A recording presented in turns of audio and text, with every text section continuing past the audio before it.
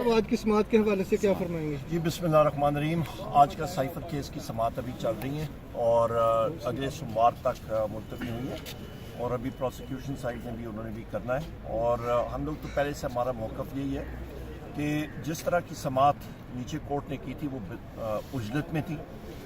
उन्होंने जिस तरह सलमान साहब ने आज बात भी की है, सलमान सफ्दर साहब ने, कि वो अडयाला जेल के सामने खड़े थे और वहाँ से आगे से आज़म खान साहब आके चले भी गए। तो ये सारी फैक्ट्स हैं जिसके ऊपर हमारे जो वकील हज़रात हैं वो इस वक्त बहस कर रहे हैं और इंशाअल्लाह ताला हमारी यही उम्मीद है कि जो सच्चाई है वो प्रिवेल करेगी। उमर साहब ये बताइएगा कि मखसूस नशस्तें आपसे छीन ली गई, बल्ला आपसे छीन गया, अब स्पीकर ने खत लिख दिया है कि अटॉर्नी जनरल ये बताएं कि क्या है कि आपको ये भी हक आपसे इनका बस चले तो ये तो हमें पाकिस्तान से ही आउट कर दें, पर मसला ये है कि पाकिस्तान की अवाम ने इनको आउट किया हुआ है और हमें इन किया हुआ है। ये लोग पाकिस्तान की अवाम के दिलों में नहीं हैं, अवाम के दिलों में एक ही शख्सियत है और उसका नंबर है कैदी नंबर 804 वज़ीर आज़म इमरान खान। सर, आपने कहा कि ट्रायल को उजलत में किया गया, इसका मतलब है कि आप री ट्रायल की तरफ जा रहे हैं। आला अदलिया से ट्रायल कलअदम करार दिया जाता है, री ट्रायल का मतलब है दोबारा से सजा, और आपके वकला भी इसी बाबत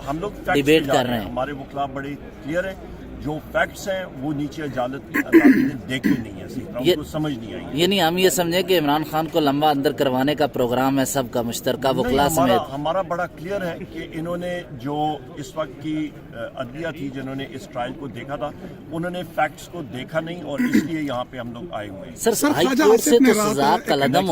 ख्वाजा आसिफ ने रात इंटरव्यू में कहा कि जनरल बाजवा ने उनको फोन करके धमकी दी कि जनाब आप थोड़ा बाज आ जाएं पार्लियामान के मामले पर, या जनरल ख्वाजा आसिफ वजीर दिफा ने जी क्या कहा? रात फहद हुसैन को इंटरव्यू देते हुए ये कहा कि उनको जनरल बाजवा साहब ने फ़ोन करके धमकी दी।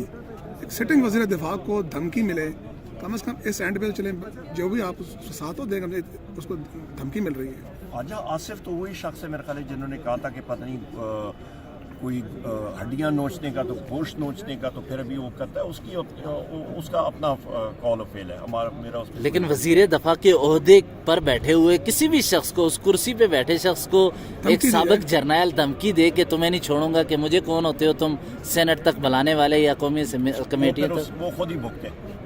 अच्छा, ये नहीं आप आइन की पासदारी के लिए, कुर्सी के लिए? हमारा कोई नहीं है, मैं तो अभी आपसे सुन रहा हूँ, फैक्ट्स मुझे नहीं मालूम है, पर जो बात है पीटीआई के ऑफिशियल ट्विटर हैंडल ने उसको रीट्वीट करते हुए, पीटीआई के ऑफिशियल ट्विटर हैंडल ने उसको रीट्वीट करते हुए कहा कि हम इस मामले पर भले वो फार्म 47 की पैदावार है, हम उसके साथ खड़े। इसको तो ये लग रहा था कि पॉलिटिकल मूव आपने अच्छा वो प्ले किया, लेकिन आप तो लगता है बाखबर भी नहीं इस पे। नहीं, मैंने अभी आपसे बात सुनी है और बताइए। चलें, हसन हुसैन सर क्लियर हो गए, हसन हुसैन भी क्लियर हो गए, आपके पुराने साथी जो थे। हसन हुसैन साहब इस तरह तो बहुत सारे पुराने साथी होते हैं। जुल्फ़िकार अली भुट्टो साहब बहुत अच्छे बेटे थे अयूब खान साहब के माशाल्लाह, और इसके साथ साथ हसन हुसैन को तो और बाकियों को भी इस वक्त धड़ाधड़ उनको ये शुक्र करें जहाँ कि उनको जहाज़ के अंदर नहीं क्लियर कर दिया। Thank you.